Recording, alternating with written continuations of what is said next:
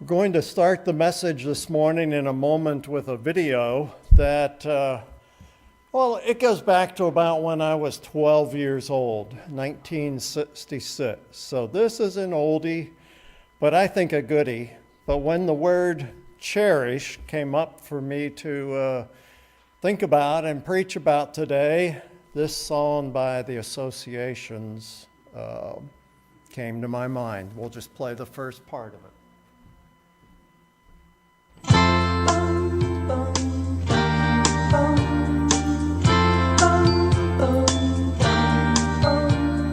Cherish is the word I use to describe all the feelings that I have hiding here for you inside. You don't know how many times I wish that I had told you. You don't know how many times I wish that I could hold you. You don't know how many times I wish that I could mold you into someone who could cherish me as much as I cherish you. And I do. All right.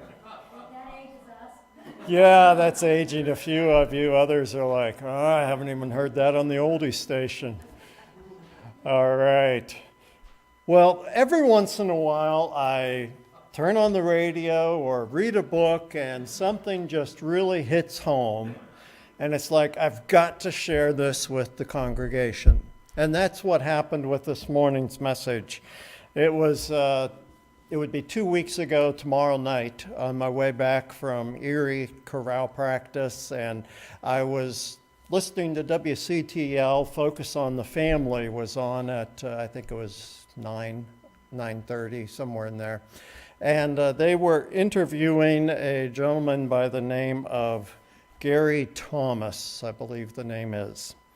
And I'll get to that here shortly for sure. But I this week went on and downloaded his book and the workbook that goes with it. He was talking about the marital concept, but it's not just for marriage, the concept of cherishing. For those of us who are married, in our wedding vows, if you use the regular vows, you may remember words such as promising to love and to cherish till death do us part. To love and to cherish.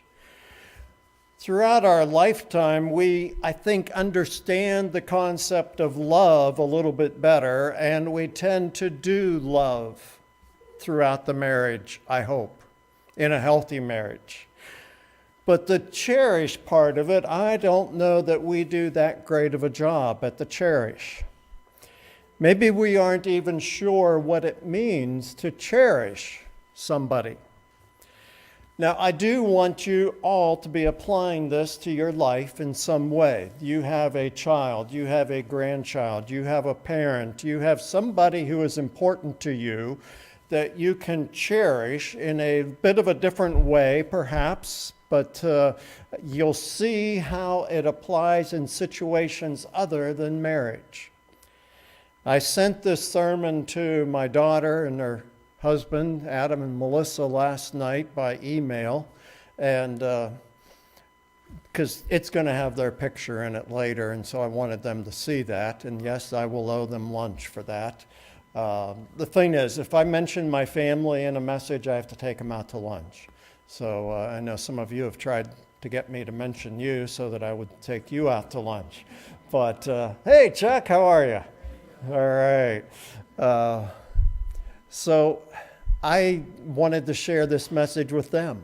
They have a wonderful relationship. They've been married for just over 2 years. But I'll tell you what, I said to them in the email, I wish I would have had this early on in my relationship with Carol. We've been happily married for 40 years plus. That's out of 40 years, not happily married for 40 out of 50, but happily married. But I could have done a whole lot better at cherishing her. I actually came home with that message in my mind, and a night or two later, I was sitting there in the living room with Carol, and I looked over at her and said, Carol, I want you to know that I cherish you. That meant a lot to her. And we've started, rather than just saying, I love you too, we have started from time to time, a couple times, 3 times a week, to say, I cherish you. And yesterday, I heard her say, thank you for showing me that you cherish me. So today, in this message, I want to help us all to catch the concept of what it means to cherish someone. Next week, you're going to have to come back next week for the rest of it. I'm going to speak about the how-to. Some practical ways to show somebody how to cherish them. Cherish means to hold dear, to feel or show affection or to care for someone. It means to nurture them. Now, my first illustration is especially for the guys, but I don't want to be sexist. It may apply to women as well. If you ever want to buy me a car, that's a picture of a 1966 Dodge Charger. A 440cc or cubic inch engine would be fine in that. V8, I don't care if it's standard or automatic, but I've loved that car ever since they first came out with the original Dodge Charger. Now, if I had that car, I would cherish that car. Now, what does that mean? And men, maybe you can relate to me, and some of the ladies. That means that if I had a 66 Dodge Charger, I would not be going out four-wheeling with it. Nope, I would cherish it too much to go four-wheeling and abuse it.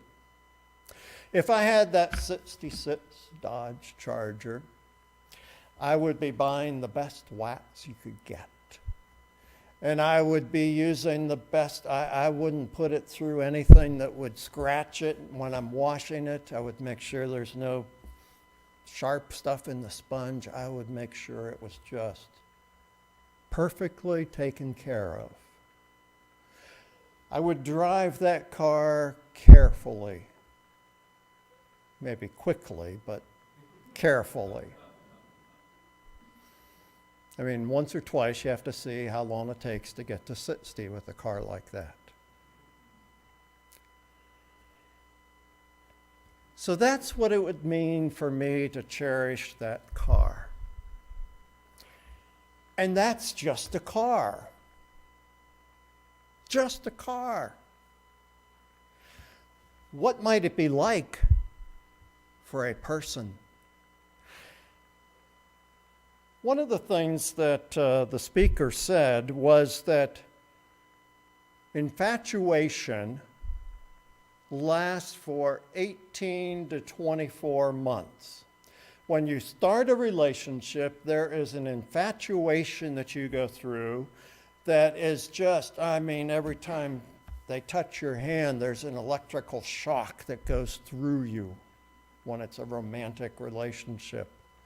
They kiss you and your lips are on fire for a day afterwards. Any of you remember that? Don't answer. That's infatuation. That doesn't, biologically, it just doesn't last. And too many people get to that 18 to 24 month period in their relationship with their mate and they decide, I've fallen out of love. No, you've just fallen out of infatuation. And if you've made a commitment to that person, you stick with them. But infatuation and cherishing are very different. My relationship with my wife is very different today than it was when we got married, or when we first started dating, or when I asked her to marry me after I'd seen her 6 times, maybe 7. Lots of letters, but one of those long distance, I knew it was what God wanted when I met her. I had smart enough not to tell her. But we promise to love and to cherish. Even with love, there may be times when you aren't feeling the emotion of love toward that person. They just disappointed you. They said something that hurt you. They forgot your anniversary. Whatever the case might be, as parents and kids, your dad and mom forgot it was Christmas, something like that. You may not feel real loving toward that person. Your kids might disappoint you, and you know you love them, but yeah, you're just not feeling the love right now. But commitment, and this is what I always try to teach couples in premarital counseling, is commitment is what makes you stay together. It's not love. But what adds the spice to your relationship and keeps it alive is cherishing. In his book, Gary Thomas compares 1 Corinthians 13 with the Song of Songs. Now, if you've ever read through the Song of Solomon or the Song of Songs, it's not one that I preach from very often in church. It is very explicit, and yes, it is in the Bible. Go home and read it. But 1 Corinthians 13 is the love chapter, and it celebrates love. I know, he's wanting cherished. Yeah. It's all right. It's all right. Yeah. Or the Song of Songs in the Old Testament is more about celebrating cherishing. Let me give you some examples, and they'll be on the screen for you. Love is about being gracious and altruistic, or giving without expecting anything in return. Love is patient. Love is kind. Cherish is about being enthusiastic and enthralled. Song of Songs, chapter 4, how much more pleasing is your love than wine, and the fragrance of your perfume more than any spice. Love tends to be quiet and often understated. Chapter 13 of 1 Corinthians, verse 4, love does not envy. It does not boast. Cherish, on the other hand, boasts boldly and loudly, saying, my beloved is radiant and ruddy. Now, I don't know that we would use the word ruddy today about our mate. Outstanding among 10,000. Wow, that's a pretty good compliment. You are outstanding beyond 10,000. Ever tell your kids that? Love thinks about others with selflessness. Verses 4 and 5, love is not proud. It does not dishonor others. It is not self-seeking. Cherish thinks about its beloved with praise. Chapter 2, verse 14, your voice is sweet and your face is lovely. Love doesn't want the worst for someone. Verse 6 of 1 Corinthians 13, love does not delight in evil. But cherish celebrates the best in someone.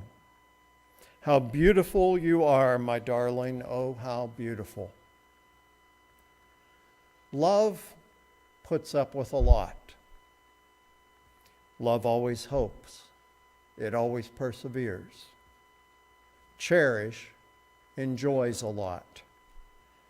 His mouth is sweetness itself. He is altogether lovely. Love is about commitment. Love endures all things. Love never ends. Cherish is about delight and passion. Your name is like perfume poured out. Well, the Song of Songs may not be how we would talk to our loved one today, but some of it might be. But what a beautiful picture of what it means to cherish someone. The book that I haven't finished reading it yet, I've gotten through the first few chapters, but went through the summaries to all the chapters, is by Gary Thomas, And it's called Cherish, the one word that changes everything for your marriage. I would encourage couples, I would encourage you to get it. Cherish, the one word that changes everything for your marriage. There's a workbook that goes with it, and if we had interest in the church, I would love to lead a group study on the book. So let me know, write it on the sign-in sheets. Hey, I want to take that class if you have it. And if I have people that want to take it, we'll do it, okay? Gary Thomas takes us back to Genesis to better understand what it means to cherish our mate. When Adam first saw Eve, how many other women had he ever seen? None, nil, zero. She was the first one he ever saw because she was the first. You see, Adam had absolutely nobody to compare Eve with. How many men had Eve seen before she saw Adam? Absolutely none. She had no Joe or Steve or anybody to compare Adam with. So for Adam, Eve defined what a woman was. There she is, in all of her beauty, in all of her sweetness. That's woman. And Adam defined for Eve what a man was. I get the privilege of being able to, when I do a wedding, be able to watch the groom, not necessarily quite, usually from the side, peripheral, or from the, profile. But I get to watch the bride coming down the aisle as well. A lot of times today, people are watching the groom just as much as the bride, because something like this might be their reaction as that bride is coming down the aisle. Now, I want you to think about it for a minute. That marriage is not going to get off to a good start if while the beautiful bride is coming down the aisle, the groom is ogling one of the bridesmaids. Just not good. And you guys that are married, you knew to not do that. Why? Because she coming down the aisle with her on her father or some guy's arm is his woman. She is what this day is about, and she is defining this moment, and she is the only one in the world that matters to him. And he is thrilled, and he is in tears, and the best man sometimes is helping him stay standing. The groom watching the bride. Cherishing is about making that a daily reality. Not a once in your lifetime experience, but a daily reality. Saying something like Song of Psalms, some of those things that I read. Seeing your wife and saying to her, wow, how beautiful you are. Or, now some of you guys should be taking notes. Okay? You should be taking notes. It gives you points. Randy, good for you. Good for you. All right. There's man points, and it gives you man points. Some of you ladies should be taking notes. But he's not looking at anybody else, and we need to say things throughout our relationship with people, whether it's telling our kids how much we love them, how proud we are of them. But we need to be saying to our mate, I can't believe you settled for me. Now, that's not very great with self-confidence, I understand. But I can't believe that I landed you. I can't believe you said yes, but I'm so thankful that you did. See, that's cherishing. Here's another picture of Melissa, my daughter, and son-in-law Adam. They did what you call today a first look, which was not when she came down the aisle, but they were in Pittsburgh and they saw each other for the first time that day there at Station Square, and then they got on a trolley and went all over Pittsburgh taking pictures with them and the wedding party. I tried to get one that captured the wow, because the cherish is the wow. The cherish is, now here's something I've said that I hope showed my wife and my daughter both that I cherished them. I will say to people, I can't believe how beautiful my daughter is. Obviously, she got it from my wife. Okay? Cherish. Marriage will take off when a woman hears the words from Song of Songs, chapter 6, verse 9, from her husband. My dove, my perfect one, is the only one. My dove, my perfect one, is the only one. When you communicate to your mate, you are the only one for me. You define what woman is for me. You define what man is for me, and there is nobody else to compare you with. Russian-born choreographer George Balanchine once gave this illustration. The ballet, he said, is woman. By that he meant that the best, at least in the couples dancing, is the woman. The best male dancers, he said, recognize that people come to the ballet to see the woman. It's certainly not to see men in tights. Her agility, her grace, her strength, her beauty. And so his job is to help her to be more than she could ever be out there on stage on her own. Because he can lift her, and he can turn her and spin her and support her and throw her and catch her, and she can do things with him that she cannot do dancing on her own. And the Russian-born choreographer also said, my job is to make the beautiful yet more beautiful. Men, that's your job. Now, I don't want to hear that you took me literally and went home and tried to do a spin and a throw and a catch. Unless you're trained at such, it probably is not a good way to show your wife how much you cherish her. But men, we need to adopt this attitude. How do I showcase my wife? How do I support her? How do I hold her up? How do I put her out there so that people see the beautiful woman that she is?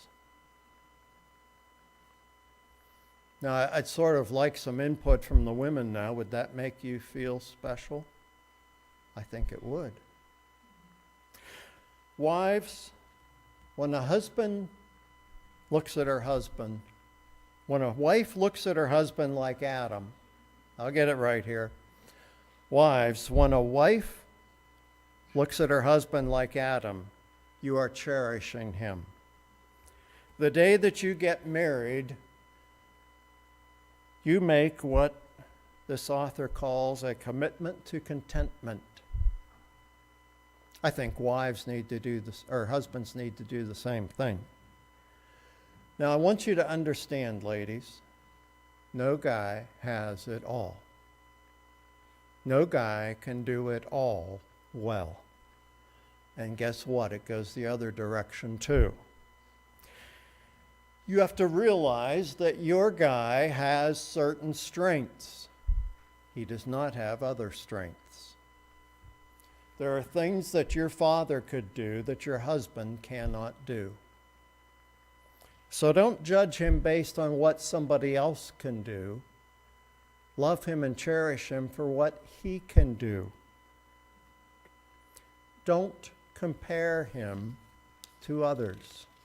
Guys, don't compare her to others. Here's a positive illustration or a good example that Gary Thomas gives that helps us to see what it means to cherish. He says, I got into an elevator and another married couple got in. They were middle-aged.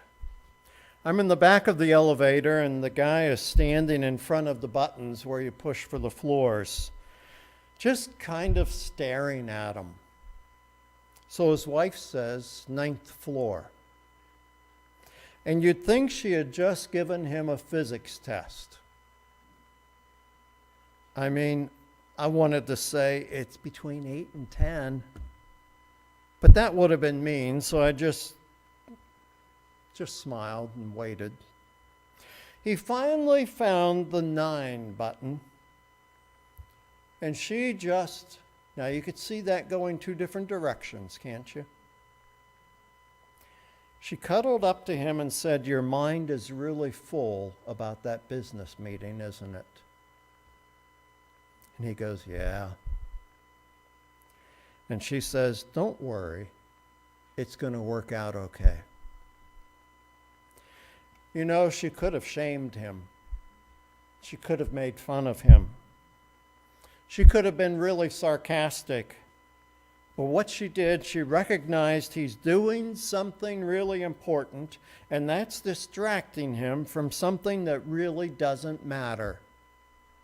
And so she chose to look at the best in him, not to use it as a moment to ridicule him or to belittle him. And I think that man walked out of the elevator feeling cherished and supported and encouraged. Now let me share a negative example. He said, I was with a couple one time at a dinner, and he's a very quiet man, and he wasn't participating at all. I was just trying to be nice and bring this gentleman into the conversation, and so knowing what he did for work, I said, don't chefs usually think such and such? And his wife immediately cut in. He's not a chef, he's a cook. A chef prepares things, he just heats them up. There's a difference, she says. And she was clearly afraid that I was going to give her husband a little more respect than she thought he deserved. And she was horrified. Why would anybody respect my husband? He's only a cook. And Gary said, I knew his situation. He worked at a rest home for the elderly and those who are disabled. He had charge of the kitchen where they fed 200 residents every day. And I knew that the budget is always tight. And then they say, okay, here's the budget, and we're cutting it by 10%, and you've got to offer 3 different entrees. So sadly, a lot of meals probably are just heated up and whatnot. And yet, the husband stood there and said, but I prepare things. His wife goes, no, you don't. You just heat them up. And she goes, besides, the residents don't care what the food tastes like anyway. And he said they do. They really do. How do you think their ride home was? When he left that place, how high do you think he held his head?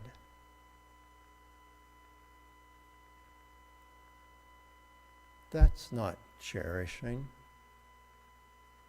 That doesn't make them feel one of a kind and special.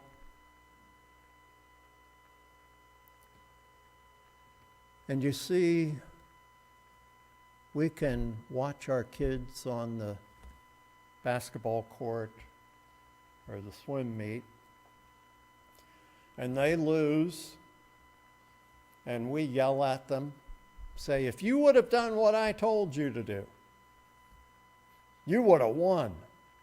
And we call it encouraging them, and they hang their head a little lower. Yes, we need to teach them. Yes, it's okay for people to lose. But we need to do it in such a way that it builds them up. I was just thinking, some of you were in the military. Not a whole lot of cherishing, is there, in basic training? Now, they tear you down so that they can build you up the way they want you to be. So I hope you have a little better of an idea what it means if you have a parent who is still living, to cherish your parent and let them know you're a wonderful parent. Thank you. I hope that you will go home and cherish your grandchildren and your kids, your brothers, your sisters. Find something about them that you can cherish and make them feel like you're great. You're awesome. Now, next week, I'm going to move into the how-tos. I'm going to give you some very practical examples. I gave you a few this week. I gave you a few things that you could go home and say. And wives, when your husband says one of the things that I said today, oh, I hear this in counseling so much. Well, that doesn't count because the preacher said to say it. Yeah, he was listening anyway, that's right. And the husband just wants to throw his hands up in the air and say, oh, I tried. And it makes him feel like giving up rather than cherished. You see, it goes both ways. So if he communicates this week, I cherish you, and if she communicates this week, I cherish you. The title of the message is, it's more than just a word. We can't just say, I cherish you, and then treat them like dirt. We have to do it. This message can save a marriage. Not because of me, no. Because God inspired some authors, and there's other resources I've been looking at and reading, and just really good stuff out there about Cherish. This book is brand new, 2017. And some of you are sitting there wishing, oh, I wish I would have had that. And you didn't. Pray for those who need to have it and have that opportunity. The instrumentalists are going to come, the singers, and we're going to sing another love song as we close this morning.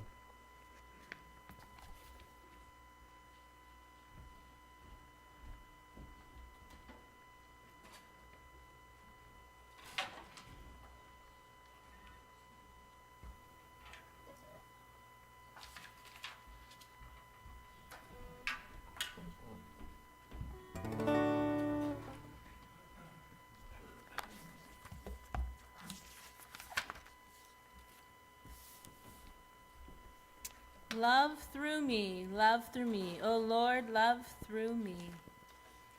Somewhere somebody needs your love today, oh Lord, love through me.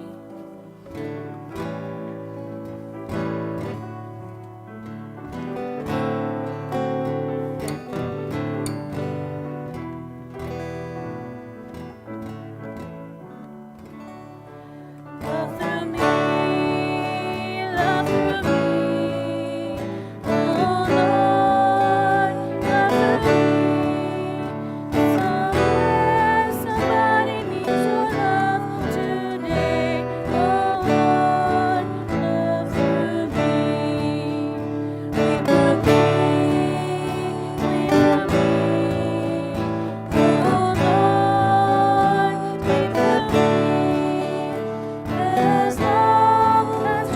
soul is gone astray. Oh Lord, speak through me. Speak through me. Speak through me. Oh Lord, speak through me. Make your word upon my lips a faith today. Oh Lord, speak through me. Stand for prayer.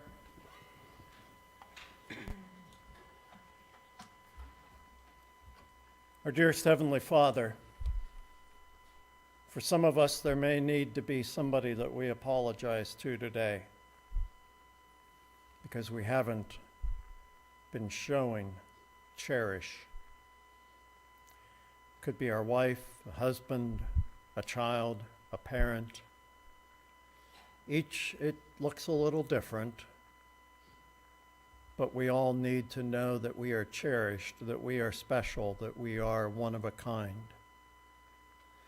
So go with us, Lord, and may we allow your Holy Spirit to take the seeds of what was put in our minds and hearts this morning and take those seeds and cause them to grow. May we think about it throughout the week. May we see those ways in which we are not showing it to those we love.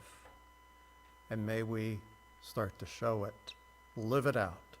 In your name I pray. Amen.